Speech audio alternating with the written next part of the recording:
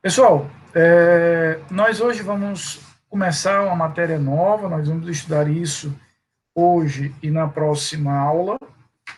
Lembrando que vocês estão conseguindo visualizar bem o slide? Tá legal? Perfeito.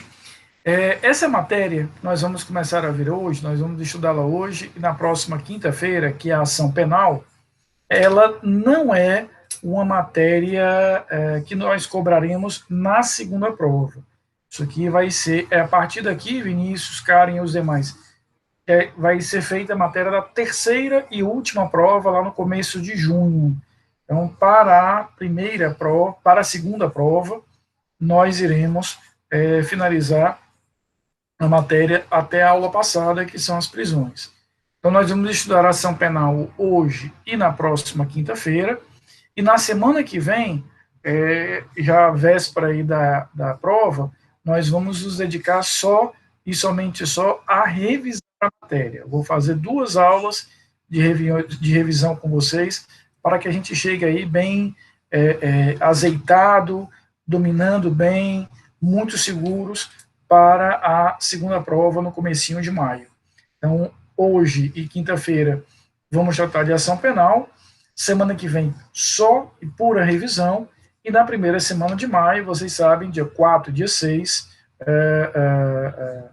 a gente vai efetivamente ter isso, né? Cara, eu pensei exatamente a mesma coisa ontem à noite, já era tarde da noite, não, mentira, foi no Jornal Nacional, eu me preparando, Karen, para o momento importante que é assistir a minha novela, né? Vocês sabem, já deixei claro aqui para vocês que eu sou noveleiro, né? E aí vem uma notícia dessa, de uma mudança significativa, porque eram vetos que o presidente da República tinha feito em relação ao pacote anticrime e que o Congresso, né, inclusive por larga maioria do Senado, derrubou. Então a gente vai trabalhar com isso.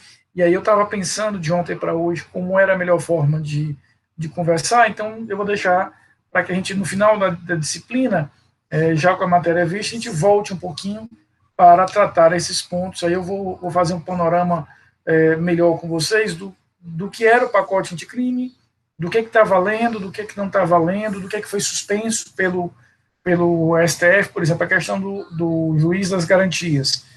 Não foi vetado, está válido, mas não está aplicável porque o Supremo suspendeu, né?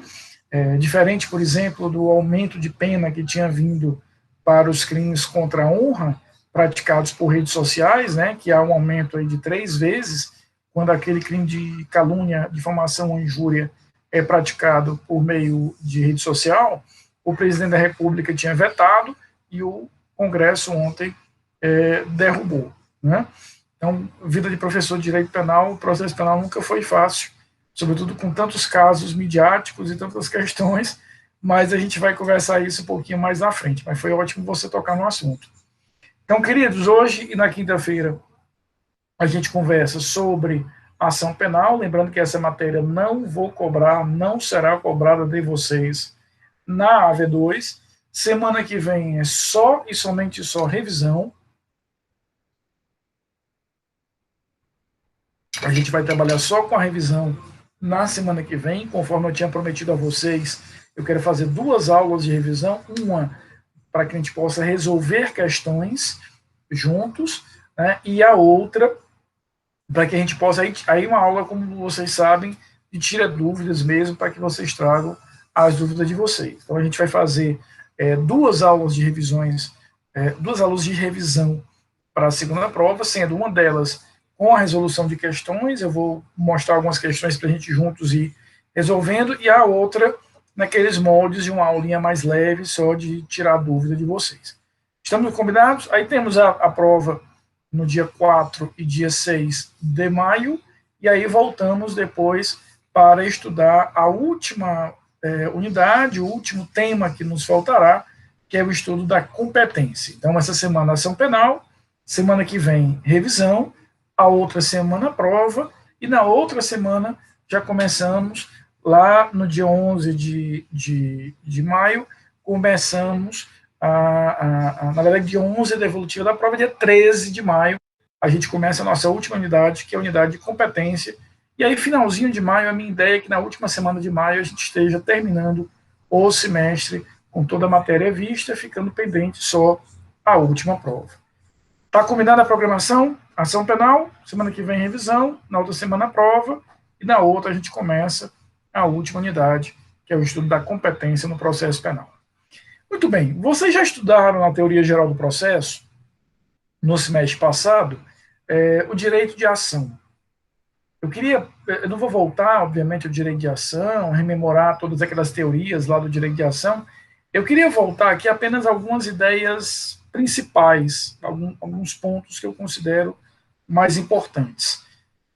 O primeiro ponto importante é nós lembrarmos que, por definição, e isso tem uma lógica clara, nós vamos definir o juiz, né? O juiz ele é definido como alguém que tem inércia. Então, é como se eu dissesse para ele o seguinte: olha, juiz, fica na tua, fica quieto, não tome iniciativa, não busque o problema, deixe que o problema venha até você. Aí essa estrutura que a gente vai ter e que é estruturado, é definido no chamado princípio da inércia do juiz. Muito bem, juiz, fica na tua, não tome a iniciativa, não busque o problema, que o problema venha até você. E claro, se ele vai ficar na dele, não vai buscar o problema, por quê? Qual é o risco aqui? O que se quer evitar, Rafa? Se quer evitar, efetivamente, que na hora que o juiz tome muita iniciativa, tenha muito protagonismo, Camilinha, ele se contamine com uma das versões. Um dos pilares, e nós já estudamos esse semestre isso, um dos pilares essenciais de um processo democrático é que esse juiz seja imparcial. Na hora que esse juiz quebra a imparcialidade, na hora que ele rompe com essa imparcialidade, na hora que ele sucumbe e deixa de ser imparcial, ali já está tudo perdido. Né? Eu costumo dizer, já disse isso para vocês esse semestre, que um juiz imparcial não é garantia de uma decisão justa, porque ele pode se equivocar na apreciação, perdão, na apreciação da prova, na avaliação do direito, mas é um pilar fundamental. Agora, um juiz parcial, Eduarda, é garantia de decisão injusta. Né? Eu não vou entrar aqui no mérito, até porque eu não conheço os detalhes do processo, mas veja o protagonismo que tem a discussão atualmente no Supremo Tribunal Federal sobre a potencial suspeição do ex-ministro e ex-juiz Sérgio Moro, porque ali há um impacto muito grande para o processo. Então, a estrutura do processo contemporâneo, democrático, moderno, constitucional, sobretudo considerando o princípio, o sistema acusatório, né, que propõe aí uma separação da atuação dos personagens, para que o juiz seja o mais isento, o mais imparcial. E isso começa, me perdoem a redundância, do começo. Então, que eu já comece imparcial, já não tendo aí um protagonismo, já não tendo aí uma iniciativa. Daí vem a edificação do princípio da inércia do julgador ou da inércia do juiz. Cara, fica na tua, fica tranquilo, e se houver a necessidade, alguém vai te provocar. E aí, em contrapartida disso, surge o princípio da inércia do julgador. Então, perceba que, desculpa, o princípio da iniciativa das partes. O princípio da inércia do juiz e o princípio da iniciativa das partes, eles funcionam como duas faces da mesma moeda. Eles se complementam.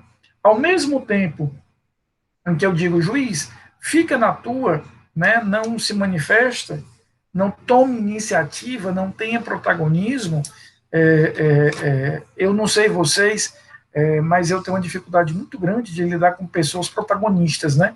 Você tem pessoas, eu tenho certeza que eu não sou o único a lidar com esse tipo de gente, que tudo querem resolver, tudo ele é o melhor, tudo ele é o the best, tudo ele toma iniciativa, tudo ele faz melhor do que os outros, eu acho esse povo hoje, estou ficando muito velho, estou ficando cansado desse tipo de povo, né?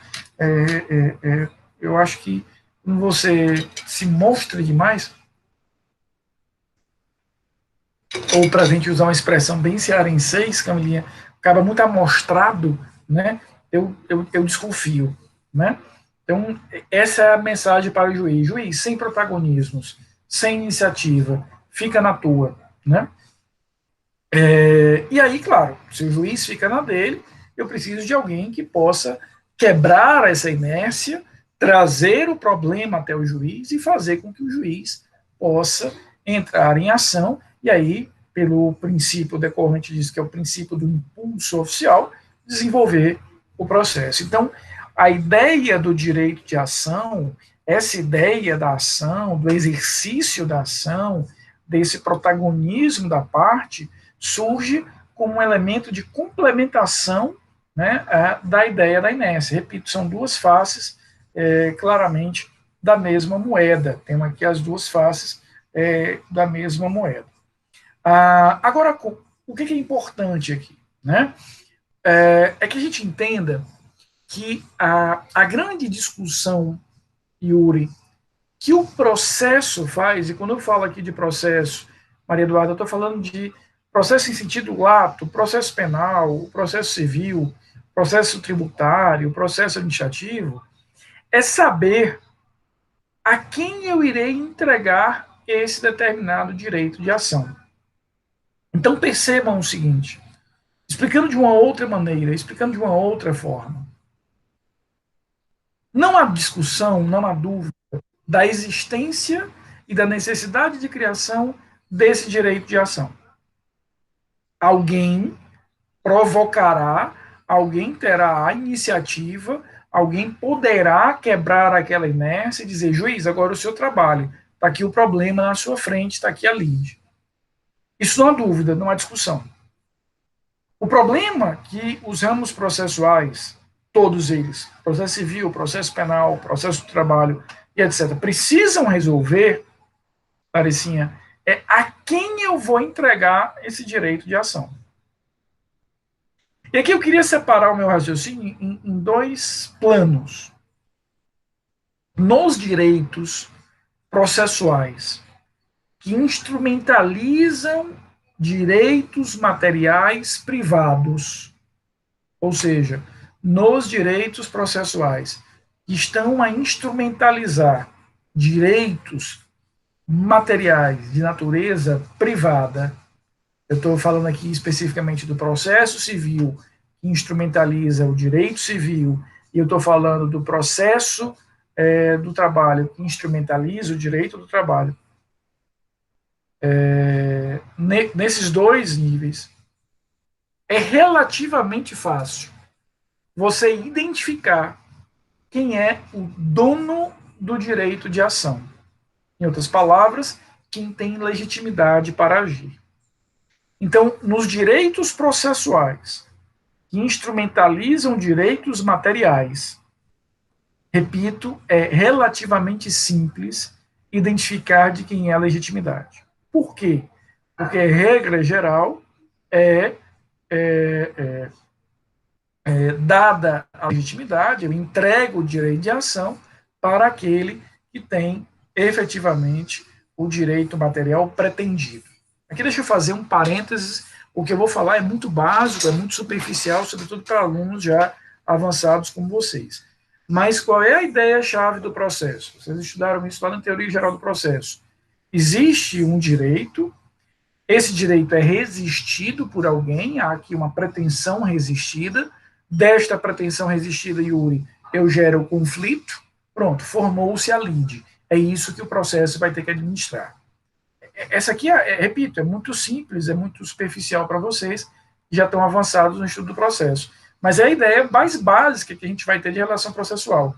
Eu tenho um direito, alguém não atendeu, não respeitou, não acatou aquele meu direito, temos aqui uma pretensão resistida, formou-se, portanto, um conflito, uma lide, e aí o processo é a ferramenta que eu tenho para essa lide ser resolvida. Então, imagina, por exemplo, que eu firmei um contrato com a Karen, em que a minha empresa vai fornecer uma máquina para a empresa da Karen. A Karen pagou o valor por aquela máquina, eu recebi o valor daquela máquina, mas eu não a entreguei. Realmente não a entreguei. Temos aqui um conflito. Estabeleceu-se aqui um conflito. A Karen vai dizer, peraí, olha, paguei, está aqui a transferência, está aqui o PIX, né, de pagamento, né, e aí eu vou efetivamente querer a máquina. Não, mas eu não entreguei. Pronto, formou-se a lide. E aí, veja, repito, no âmbito do processo civil, é relativamente simples eu identificar quem é que vai ter o direito de ação. Ora, aquele que teve o direito material resistido, ofendido, agredido, pretendido.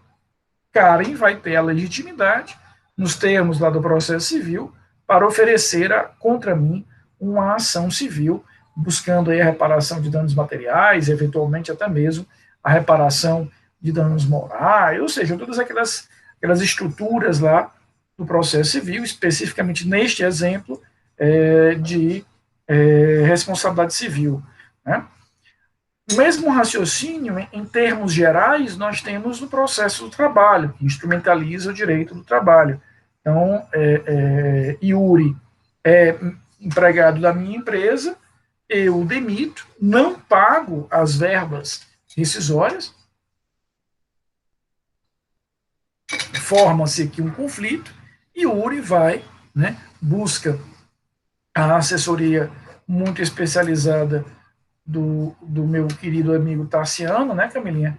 O melhor advogado trabalhista que conheço, e ele vai exercer o direito de ação a uma reclamação trabalhista. Quem? O próprio Uri, que afinal de contas é o direito dele que foi violado.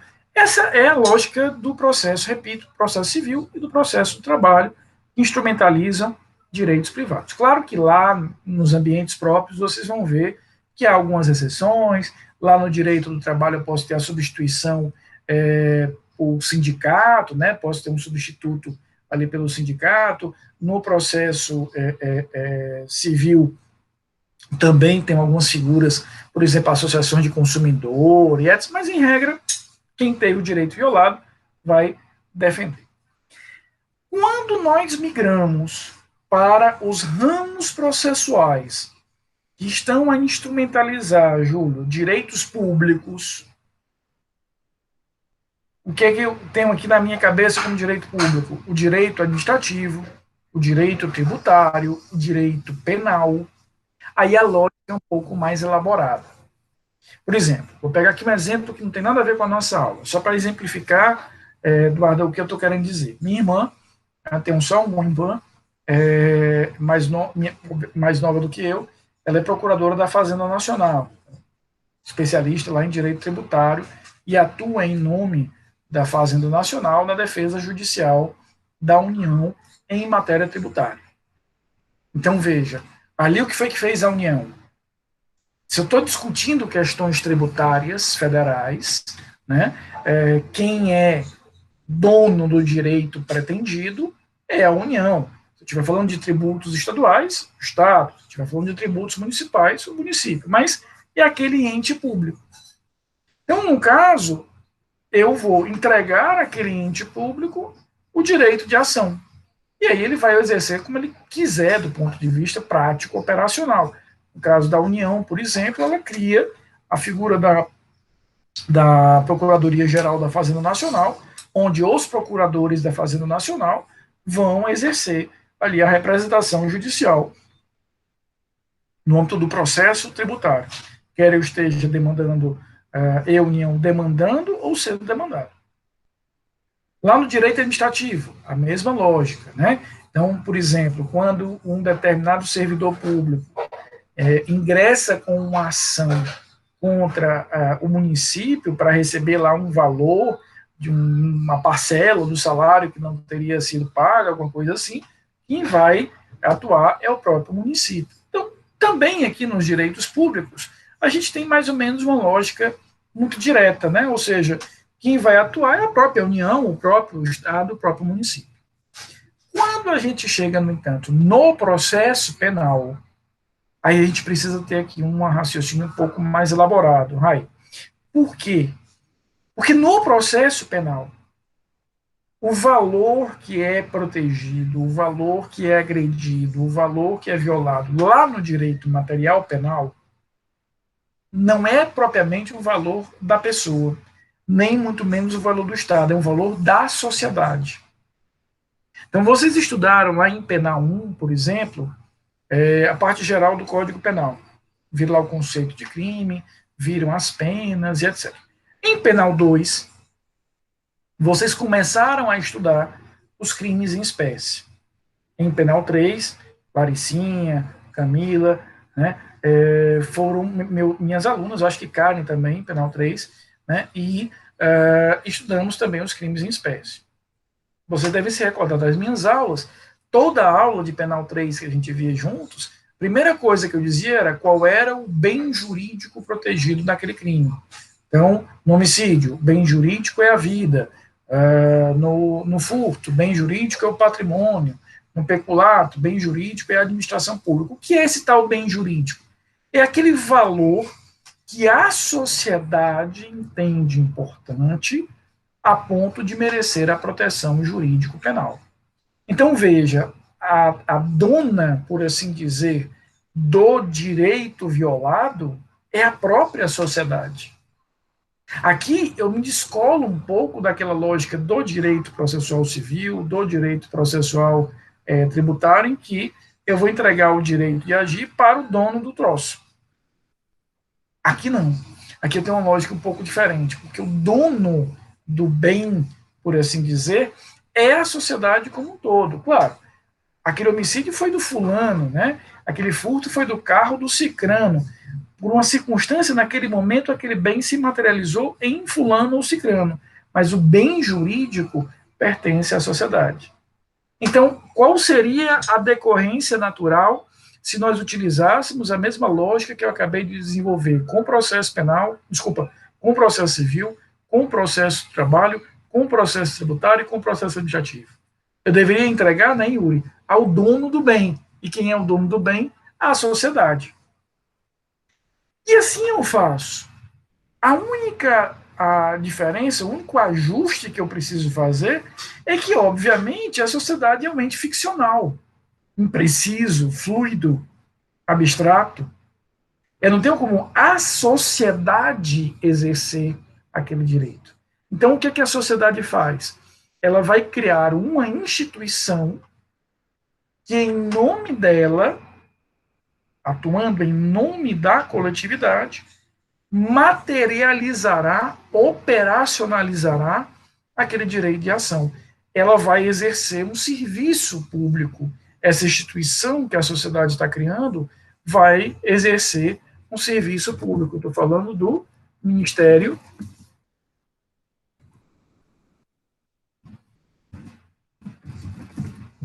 Público. Ora, etimologicamente, ministério significa serviço. Etimologicamente, ministério significa serviço. Então, na verdade, eu estou criando uma instituição e a batizando como Ministério Público para que ela possa exercer um serviço público. E qual é o serviço, Júlio? O ato ou a representação judicial da sociedade nos tratos da questão penal. Deixa eu explicar tudo isso que eu falei aqui por quase meia hora de uma forma mais simples. Nos outros ramos processuais, Rafa e Karen, é fácil a gente saber quem é o dono da ação. Vai ser o dono do direito. No direito privado, aquela pessoa que teve o seu direito violado. No direito do trabalho, aquela pessoa que deixou de receber as verbas trabalhistas. No direito tributário, o ente federativo a qual se vincula aquele tributo. Veja que é fácil. Cara crachá. No direito processual penal, eu tenho uma quebra dessa relação tão direta. Por quê? Porque o dono do direito é a coletividade como um todo. É a sociedade como um todo. Que é um ente fluido, né, não determinado. Então, eu não tenho como dizer que a sociedade brasileira, 210 milhões de brasileiros, vão exercer o direito de ação. Imagina eu ter que qualificar toda essa galera. Isso não existiria, né? Do ponto de vista prático, é impossível. Então, o que foi que a sociedade brasileira fez? criou uma instituição para a representar. Por que é tão importante a gente perceber o direito de ação penal através dessa ótica, né? Através dessa perspectiva? É importante, Yuri, porque a gente vai perceber que o Ministério Público, ao apresentar uma ação penal, ao oferecer uma ação penal, ele não está agindo ali em nome próprio, ele está agindo em nome da sociedade. Então, aquele artigo 129 da Constituição Federal, que diz que a ação penal pública será exercida pelo Ministério Público, aquele artigo 129 da Constituição, ele funciona como uma espécie de procuração, para que eu possa dizer, olha, MP, a sua principal função é o exercício da ação penal pública.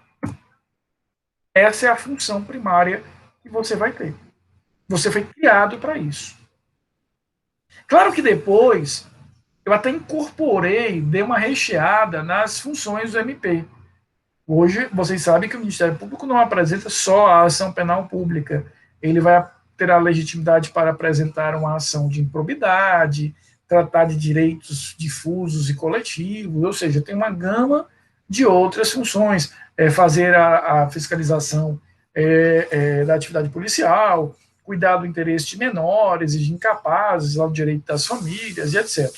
Tem várias outras funções, atribuições ao MP. Mas a primária, a principal, a primeira para a qual ele foi criado é ser o dono do direito de ação. Mas o que é que eu tenho aqui no Ministério Público? Ele é o dono, Eduardo, do direito de ação, mas ele não é o dono do direito o direito que foi violado, porque esse direito que foi violado, a honra, o patrimônio, a vida, a administração pública pertencem à sociedade.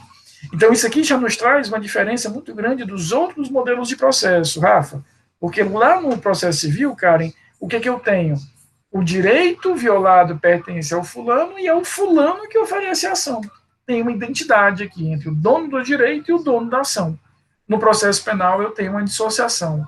O direito violado é da sociedade, o direito de ação é de um representante dela, chamado Ministério Público. Essa ideia ficou clara? Me digam se entenderam. Tem alguém ainda aí para dizer alguma coisa? Tá. Então, isso vai fazer, a gente vai voltar a falar disso na próxima quinta-feira, isso vai fazer, por exemplo, com que um dos princípios que regem a ação penal pública seja o princípio da obrigatoriedade. O Ministério Público está obrigado a propor ação. A gente vai ver na quinta-feira um outro princípio da ação penal pública, que é o princípio da indisponibilidade. Ele vai ter que levar o processo até o fim. Tudo isso é decorrência desse raciocínio que eu acabei de fazer com vocês. Então, qual é o raciocínio? Bem, o direito material pertence à sociedade. Quando eu digo em direito material, eu estou falando na vida, na integridade física, na honra, no patrimônio, etc, etc, etc. E essa sociedade, como ela não pode exercer esse direito de ação diretamente, cria a instituição, o Ministério Público, e entrega a essa instituição o direito de ação. Repito, não é à toa que no processo penal a regra é a ação penal pública.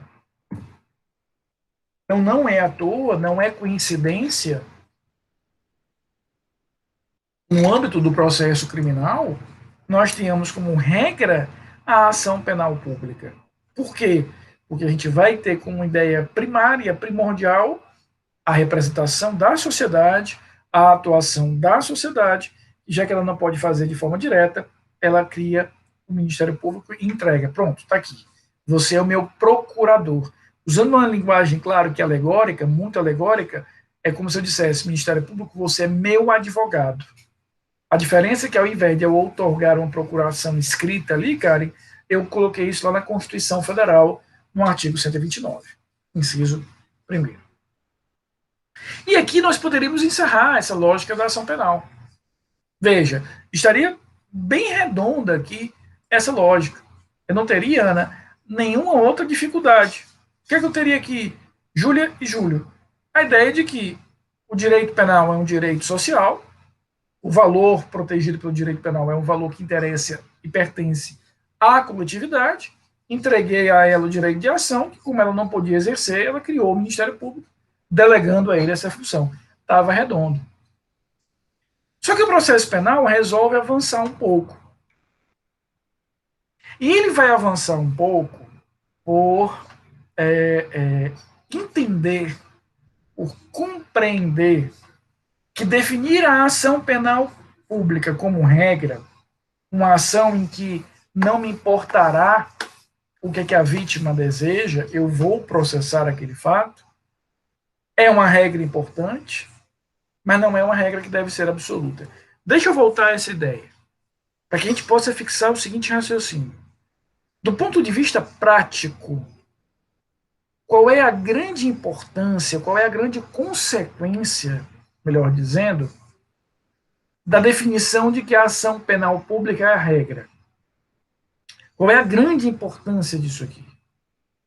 É que eu vou dizer, olha, vítima, independentemente de você querer ou não querer, vai rolar processo. Porque o que está em jogo não é o teu interesse, mas o interesse da coletividade. Tudo bem, foi o carro do fulano que foi furtado, mas apesar daquele carro ser do fulano, o bem protegido aqui é o patrimônio, que é um bem coletivo. É por isso que não dependerá da vontade do fulano processar aquele fato. O Ministério Público, independentemente da vontade do fulano, oferecerá a ação penal. Então veja, aqui a gente tem automaticamente um raciocínio de que a ação penal pública ela é uma ação em regra obrigatória. A vontade da vítima, Eduarda, é zero. Então, imagina, furtaram o meu carro. Melhor dizendo, furtaram o carro de vocês. Uma das poucas vontades do professor é você escolher com quem vai usar o exemplo. Furtaram o carro de vocês. Vocês não querem processo. O MP vai dizer, não me interessa o teu querer. Eu estou aqui para defender o interesse social, o interesse da coletividade, esse bem jurídico chamado patrimônio. E ele vai oferecer a ação, mesmo que a vítima não queira. Aqui fecharia bonitinho todo o raciocínio. Só que o processo avança um pouco além disso. Ele vai dizer, olha, definir que a regra é a ação pública, portanto que ela é oferecida pelo Ministério Público, independentemente da vontade da vítima. Está ótimo como regra, mas eu não posso considerar que essa regra é uma regra absoluta. Por quê? Porque há situações excepcionais, por exceção, não é a regra, é exceção, em que o processo penal vai dizer, olha, existem situações muito peculiares em que é importante que eu escute a vítima. E mais do que escutar a vítima, existem situações muito peculiares que eu vou tratar como situação excepcional, em que eu vou dizer, olha, vítima, está aqui, o direito de ação é teu. Eu já disse para o Ministério Público ficar na dele, ele não vai se meter aqui. Quem vai oferecer a ação e quem vai conduzir essa ação até o final é você, vítima. Tá bom? Aqui eu, processo penal, analisando o caso, estou dizendo, olha, não dá para empurrar, né, na vítima, goela abaixo a ação penal. Que a vítima, nesse caso, possa escolher se ela quer ou não quer o processo e se ela quiser que ela própria ofereça o processo. Eu vou contar uma história para vocês, né? Essa história tem alguns anos, eu era professor de outra instituição, tem muitos anos. Tua amiga conhece bem, Camila. Que é o seguinte, eu fui procurado por um aluno para ser orientador dele de monografia. Ele disse, olha, professor, minha monografia é sobre o tema tal, está quase pronta, já escrevi os 3 capítulos, queria só que o senhor fosse meu orientador, tal. Eu disse, beleza. Aí ele me mandou a monografia. Li o primeiro capítulo, achei bom, li o segundo capítulo, achei bom, li o terceiro capítulo, achei bom. Só que tinha alguma coisa, parecia que era quem escreveu o primeiro não foi quem escreveu o segundo e nem escreveu o terceiro. E aí, claro, fui para o Google e em 2,4 milésimo de segundo encontrei 3 artigos. O cara simplesmente tinha pego 3 artigos no Google, tinha baixado e tinha dado ali um corpo, como se fosse uma monografia, né? Um plágio descarado, evidente, etc. E aí eu cometi um erro que eu não cometo mais. Foi uma grande lição na minha vida. Eu tentei negociar, tentei perdoar, tentei ser permissivo com quem não merece. Né? Hoje eu não faço isso jamais. Ano passado, por exemplo, teve um aluno já advogado, mais velho do que eu, que ficou com raiva numa especialização aqui na Unifor, porque eu era orientador dele, uma especialização. Quando ele me mandou o trabalho, eu claramente vi que era plagiado. Na mesma hora eu disse, olha, eu estou fora da sua orientação, cópia para o coordenador da especialização, está aqui o plágio, está aqui a prova. O cara me mandou mensagem ofensiva. Eu achei engraçado, Yuri, que ele disse assim: se eu soubesse que o senhor ia fazer isso, eu não teria escolhido o senhor como orientador. Eu achei ótimo. Se eu soubesse que o senhor ia descobrir meu plágio, eu não tinha escolhido o senhor como orientador. Então hoje eu não negocio mais com isso. Mas naquele momento, lá atrás, resolvi chamar o cara e dizer: olha, o trabalho está plagiado, não pode. Ah, eu não sabia que não podia, professor. Olha, então deixa eu aproveitar para te dizer, também não pode matar, não pode roubar, tem um bocado de coisa que você não pode fazer. Mas vamos fazer o seguinte, vamos jogar fora esse trabalho. Você escolhe um outro tema, vamos começar do zero. Esse foi o meu grande erro. O cara deu uma desaparecida, né?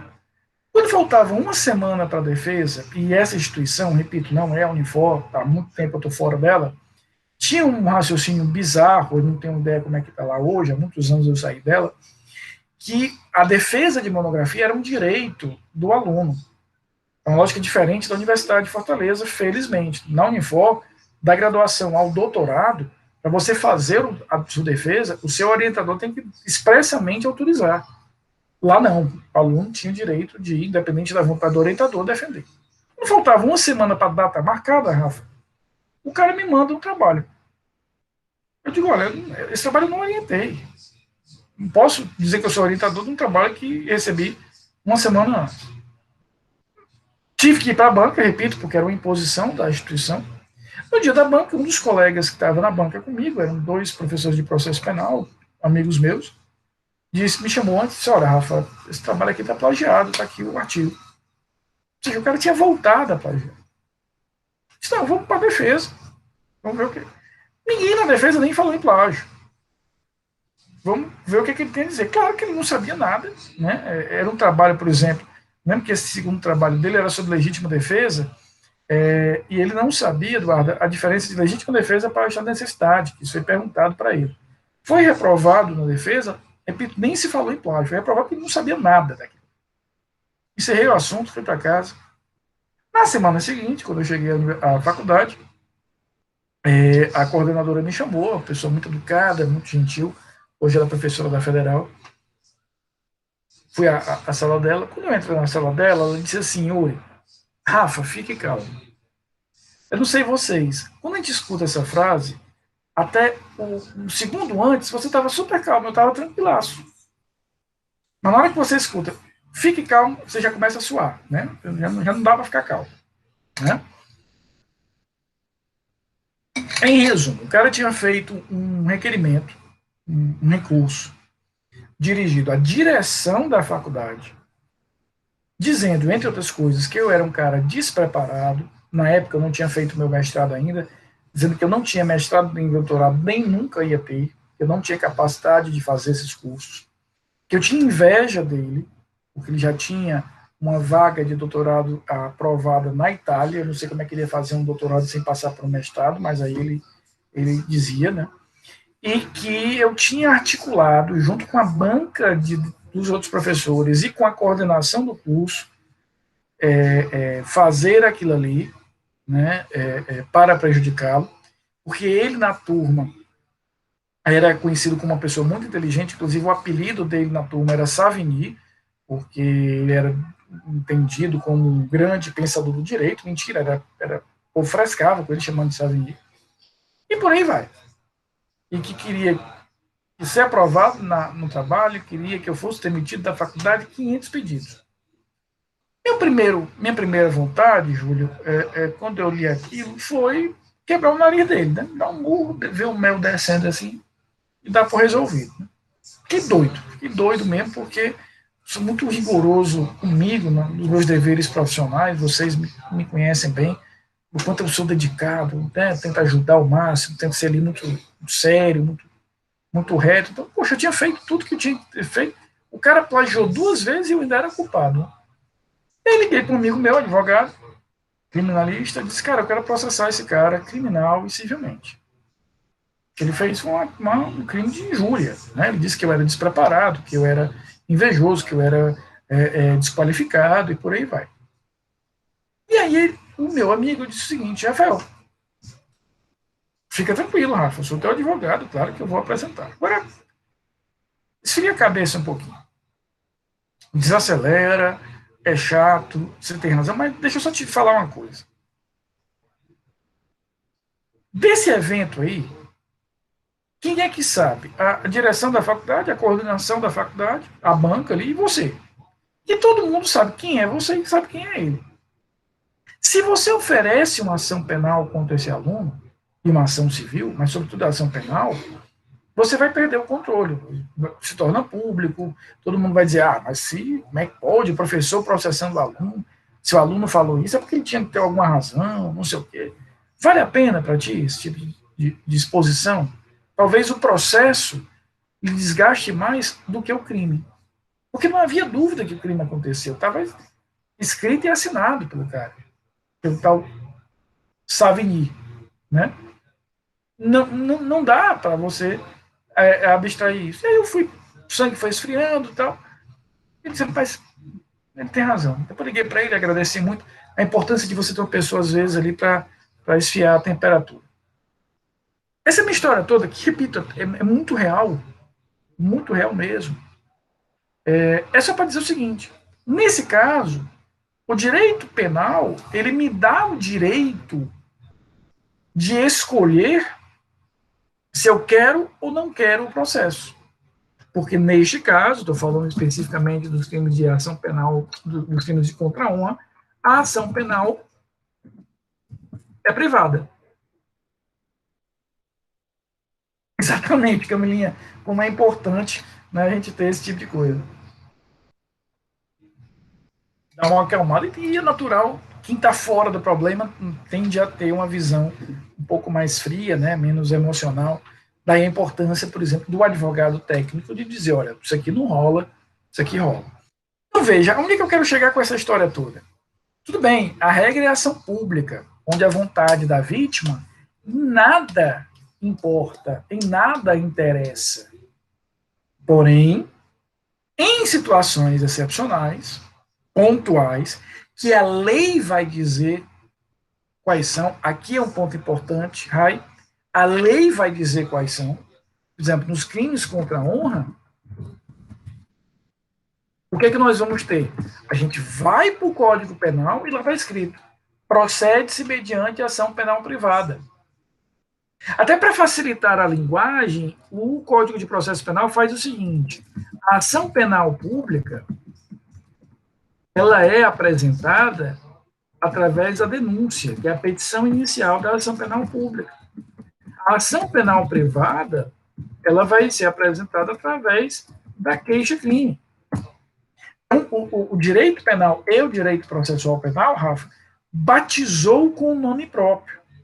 Quando eu falo em denúncia, eu estou falando da petição inicial da ação penal pública. Quando eu falo em queixa ou em queixa-crime, eu estou falando da petição inicial da ação penal privada. Por que ele faz isso de forma tão clara? Para facilitar a nossa vida, Yuri. Então, quando eu abro o Código Penal ou eu abro qualquer outra lei penal, é fácil eu saber qual é o tipo de ação que eu vou usar naquele crime. Se o legislador quer definir que aquele crime é um crime de ação privada, ele vai dizer procede-se mediante queixa, ou procede-se mediante iniciativa do ofendido, ou procede-se mediante ação penal privada. Se for privada, o legislador vai deixar isso claro, expresso na regra legal.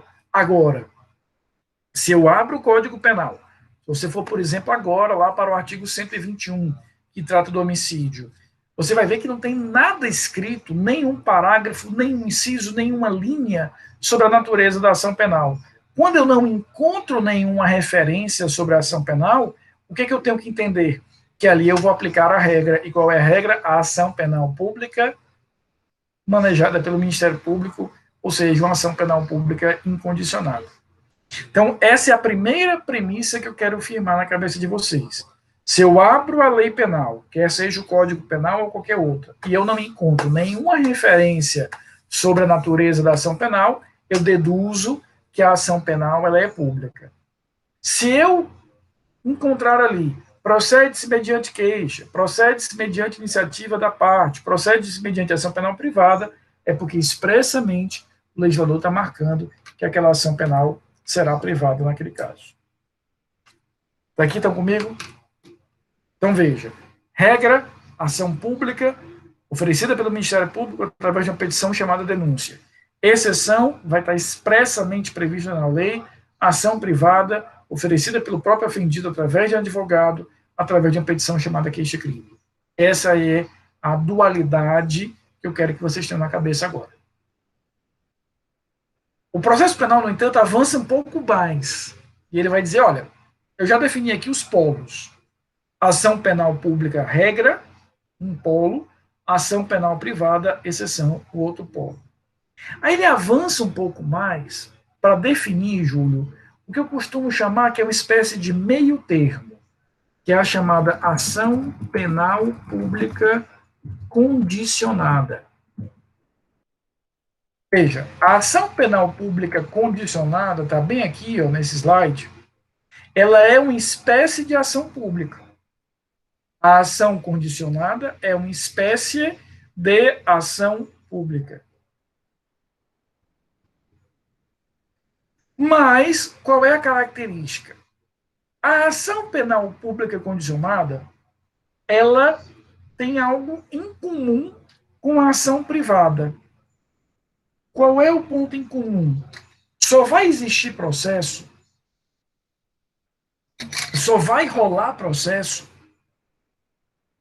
se a vítima quiser. Ou seja, a ação penal pública condicionada é uma subespécie da ação pública. Mas para que o Ministério Público possa oferecer a ação, possa protocolar a denúncia, ele precisa receber da vítima uma representação. A representação, entendam, é como se a vítima desse um ok.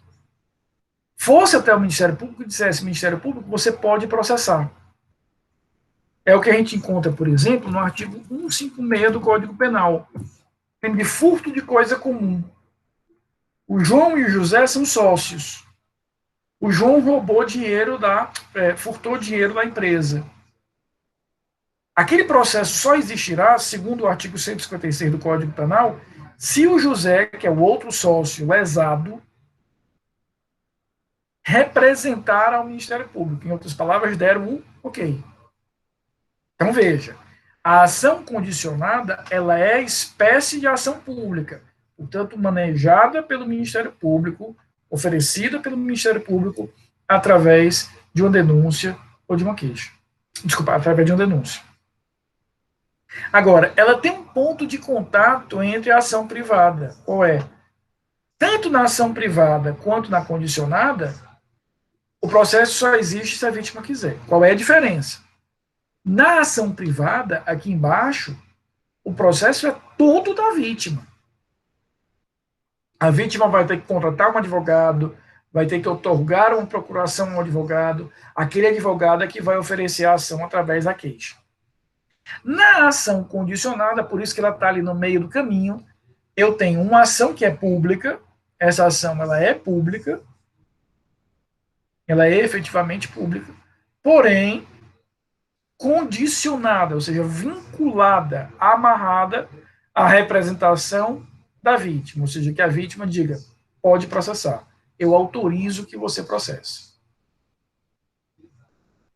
Agora, é interessante o seguinte, esta representação, que nada mais é, Yuri, do que esse ok que a vítima confere, ela é exigida apenas para que o Ministério Público ofereça a denúncia. Então, veja, a denúncia, a petição em si da ação pública é a mesma, é idêntica, independentemente se eu estou falando de uma ação penal pública incondicionada, que é a regra, onde a vítima não apita em nada, ou se a ação penal pública ela é condicionada a essa vontade da vítima. Então, veja só, a ação pública, que é o gênero aqui, sempre será oferecida pelo Ministério Público, sempre através de uma petição chamada denúncia. Qual é a diferença entre essas duas subespécies? Na pública incondicionada, a vítima não precisa fazer nada. A bola é 100% do MP. Na ação penal pública condicionada, o Ministério Público só pode oferecer a denúncia se junto dela ele tiver o quê? A representação. Em outras palavras, o MP só vai agir na ação condicionada se a vítima deixar. E aí vocês vão me perguntar, Rafael, como é que eu sei se ela é incondicionada ou condicionada? Aquela mesma regra que eu falei agora há pouco para a ação privada. Tem que existir uma regra expressa, como esse exemplo que eu citei para vocês aí no artigo 156. Então, para que a ação penal seja privada ou para que a ação penal seja pública condicionada à representação, tem que existir uma regra expressa para que isso venha a acontecer. No silêncio da lei, caso a lei nada fale sobre a ação penal, nós vamos deduzir que essa ação penal é pública incondicionada. Ou seja, a vítima não tem voz, a vítima não apitará em nada. E essa é a regra. Portanto, a regra é a ação penal pública incondicionada. É claro até aqui? Camilinha, o legislador vai considerar isso. Então, o que, é que ele vai fazer? Ele vai dizer, olha, há determinados crimes em que é importante ouvir a vítima. Por exemplo, os crimes contra a dignidade sexual, estupro e outros. A maioria deles, lá no Código Penal está escrito, procede-se mediante representação do ofendido. Ou seja, a ação é do Ministério Público, mas o Ministério Público só pode oferecer isso se a vítima quiser. São crimes sexuais, íntimos, né, privados. Já no caso da ação penal privada, o melhor exemplo são os crimes contra a honra. Porque, afinal de contas, ninguém melhor do que a vítima para saber se vai oferecer ou não essa ação. Então, quem faz essa escolha é o legislador. Mas ele vai precisar dizer expressamente na lei se ele está fazendo ou não. Não é uma dedução, é expresso. Se o código fala que é privado, é privado. Se o código fala que é ação pública condicionada à representação, é condicionada. Se o código não fala nada, aí é uma ação penal pública incondicionada. E essa representação do ofendido, que é essa espécie de ok, como eu dizia agora há pouco, MP pode processar, ela tem duas características. Primeiro, ela é indivisível. Tá? E ela é retratável até o momento de oferecimento da denúncia. Tá? Então, veja só, a representação não tem forma, não é uma petição, ela pode ser, inclusive, verbal. Claro que o Ministério Público vai ter que documentar aquilo ali de alguma maneira, mas ela não é uma peça técnica feita por advogado, é simplesmente a vítima dizendo ao Ministério Público, eu autorizo você a processar o fulano. Quando é que ela é indispensável? Quando a lei diz que ela é indispensável, repito, como naquele exemplo do artigo 156. Agora, a escolha da vítima, ela é indivisível. Então, imagina o seguinte, imagina que somos sócios. Eu, Yuri e Júlio. O Júlio e o Yuri furtaram dinheiro da sociedade. Pelo artigo 156 do Código Penal, já que o crime é furto de coisa comum, o processo só existe se eu, que sou o sócio lesado, autorizar. Agora, eu tenho que autorizar o processo para todos. Eu não posso agir como meio de vingança e dizer, olha, eu autorizo para o Júlio, mas não autorizo para o Yuri. A autorização aqui, ou seja, a representação, é processar ou não processar o fato. Mas ao autorizar, tem que envolver todo mundo. E, uma vez permitido, uma vez verbalizado, uma vez feita a representação para o Ministério Público, eu posso desistir dela, posso voltar atrás. Só que existe um prazo, existe um deadline aqui. Que prazo é? Até o momento de oferecimento da ação. No momento em que o Ministério Público protocola a denúncia, eu já não posso mais desistir. Por quê? Porque a representação já se exauriu, ela já cumpriu ali a sua função. E para a gente finalizar, essa diferença entre incondicionada e condicionada, ela só existe nesse momento antes do protocolo, antes da apresentação da denúncia. Para que eu saiba se eu preciso ouvir a vítima ou não. Na verdade, a diferença entre ação pública incondicionada ou condicionada é só isso. Tenho que ouvir a vítima? Preciso da permissão da vítima? Sim ou não? Mas depois que eu protocolo a denúncia, no caso da incondicionada, sem nenhuma participação da vítima, e no caso da condicionada, depois que a vítima me autoriza, não existe mais nenhuma diferença entre uma ação e outra. Até aqui está claro? O que a gente vai estudar na quinta-feira? A gente vai ver as espécies de ação privada e alguns detalhitos mais. Gostaram da aula? Esse ritmo foi confortável? Deu para ver tudo certo? Está entendendo tudo? Me digam aí como é que acharam.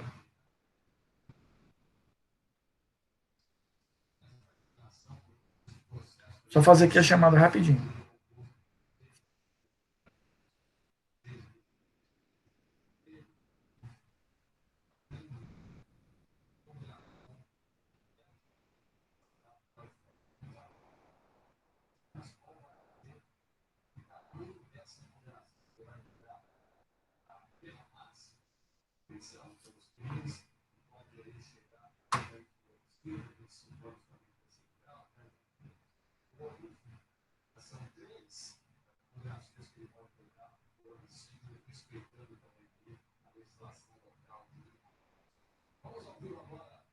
Professor, você está fazendo a chamada, é?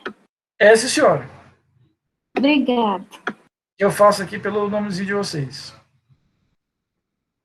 Queridos, então o que a gente vai ver na próxima aula? Nós vamos conversar sobre as espécies de ação penal privada e nós vamos falar de prazos, de princípios, fechar um pouco isso, tá bom?